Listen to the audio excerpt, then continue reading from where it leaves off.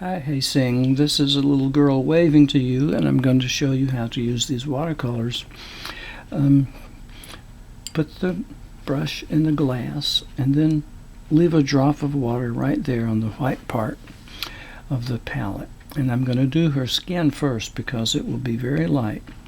So I take the wet brush, rub it in this raw sienna paint. It's just dried paint, so you have to rub it a few times and get it wet. And then I put it in the drop to see what it looks like. I think it's about right, but it needs a little red. So then I'll stroke the red a time or two and put just a teeny bit there. If you want to make sure what the color looks like, you can test it on a piece of paper first. I think this will be fine. So I'll do her face and her arms and her legs, her knees that show below her short pants. Now then, there was an awful lot of liquid on my brush, so I can draw it across a piece of cloth and dry it a little bit and use the brush to pick up some of the paint from places where I thought it was too much. Don't fuss with it too much. You're supposed to just put the paint on and leave it. Now, we'll do the darker colors next. I'm going to do her pants next. I'll make them blue, but I'm going to be careful not to touch the part that I've just painted. So there's a nice, that's about right. And I just quickly, without being too careful, put some blue on her pants. Clean the brush off again, and I'm ready to do her hair. I'll brush the brush through the brown. That looks good. Oh, I noticed I forgot to color the poor girl's ear. So I want it to be a little darker, so I'll just drop some more brown into the wet paint and let it spread on its own. Then clean the brush out again.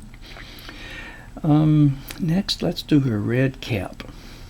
It won't take much to do, so we don't have to put a drop on the palette.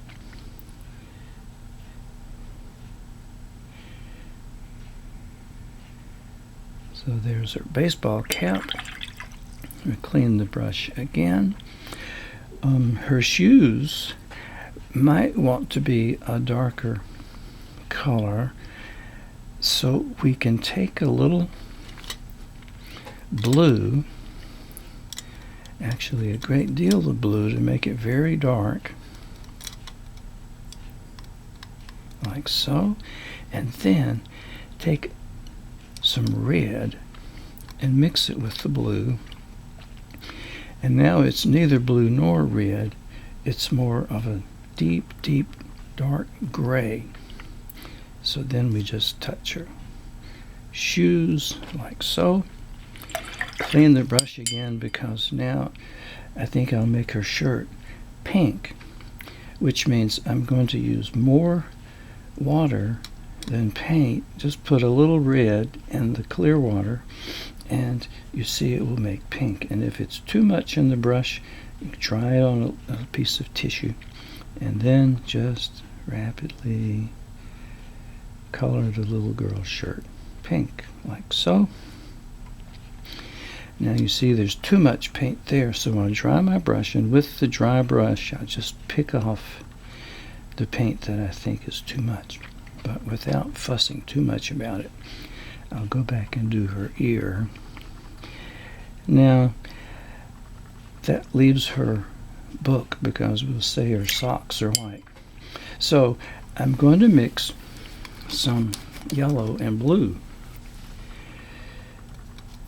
So I take some yellow and put it there, then draw the brush over the blue, not too much, and mix it together, and that will give green, maybe a little more yellow, and I'll come in and touch her music book like so. So she's all ready for her piano lesson. Now if you want to have a smooth background, make a wash. I'll just use the water that's in here to show you. So it's like thin watery paint, but enough to have some color in it. And you get your brush pretty full, and then just sweep it across the background, working pretty rapidly and being careful not to get into the wet paint because that will make it smeary. But you see, you can just go very quickly with the side of the brush and put in the background like you want. Now, I'm not being too careful with it because I think it gives a nice effect if it looks a little free and spontaneous and loose.